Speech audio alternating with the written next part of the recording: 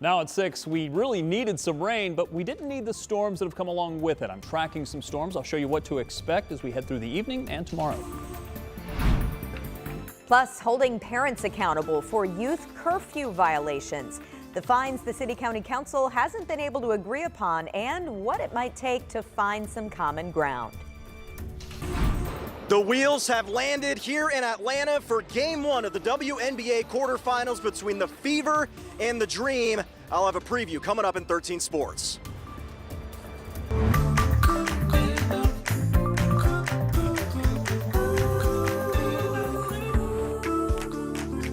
We begin tonight at 6 with a look at rain on radar. This is live Doppler 13. You can see the rain moving through the area. Some storms earlier today even caused Purdue to delay the kickoff of their football game. And at last check, they still haven't taken the field just yet.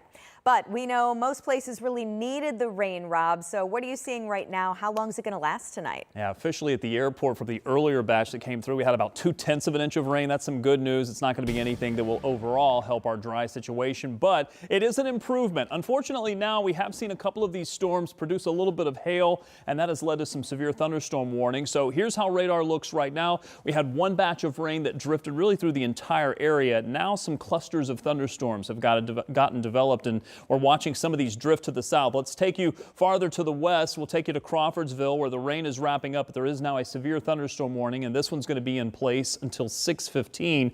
This is going to include Montgomery County, but that's going to continue drifting to the south, and there is what is likely a hail core with this. It's going to be drifting through Montgomery County, eventually maybe closer to Greencastle. These have been holding together. I'm tracking what's also been forming a little farther to the north from there. Going to keep my eye on that, but in the meantime, it's helped to keep the temperatures on the cooler side. Take a look, 60s right now where the rain has moved through. If the rain hasn't moved through, it's into the 80s. I do think we'll have off and on showers and storms through the overnight. Not expecting major severe weather, but although a few of these may be producing some hail. Temperatures tonight down into the 60s. Tomorrow, a chance in the morning, but then we're going to head back into the warmer temperatures. I'll talk about rain chances if there's any more in the forecast coming up. All right, see you then, Rob. Thanks so much. Remember, you can track the rain using interactive radar. It's on our live Doppler 13 weather app. That is a free download in your phone's app store. We often report on youth violence across Indianapolis. Earlier this summer, a mass shooting downtown led to a new curfew. Well, now the City County Council is trying to hold parents responsible too, but they haven't been able to agree on potential fines. Our Brandon Schaff is looking into what it would take to get an agreement. City County councilors discussed the potential for youth curfew violation fines at their most recent meeting, but they weren't ready to approve it yet. At Monday's meeting, City County Council tabled the proposed youth curfew violation fines. Councilor Joshua Bain, who helped introduce the fines last month, says that he's not sure what it will take for them to be approved. The original proposal was for a written notice sent to parents for the first curfew violation. The second violation was a $500 fine, and the third and subsequent violations was a $1,500 fine. Bain says that it was amended, lowering the $500 fine to $300 and the $1,500 fine to $700. It was also determined they should add up to for fines to give the judge leeway.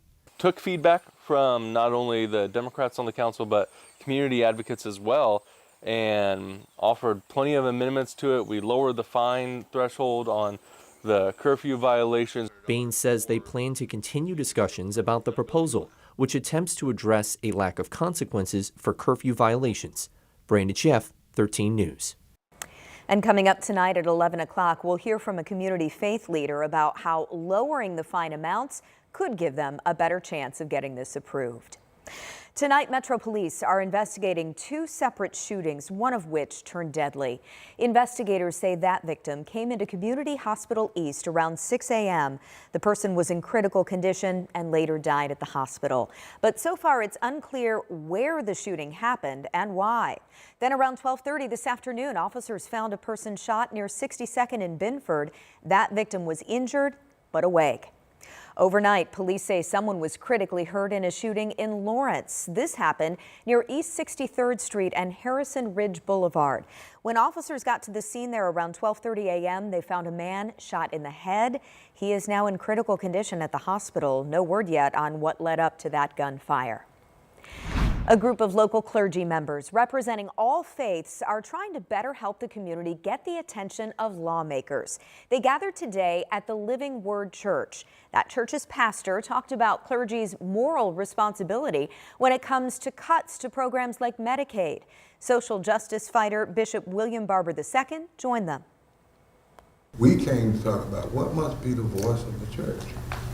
What must be the voice of the church in the midst of political violence and policy violence, and that we can't be silent because these are the people in their pews. At the local level. Across the country, clergy of all religions are gathering for what's called Moral Mondays. That's when they go to the offices of senators who voted for the Medicaid cuts and ask for a change. Police in Marion say they made a big drug bust today, landing 5 people in jail. Those 5 arrested range in age from 19 to 55.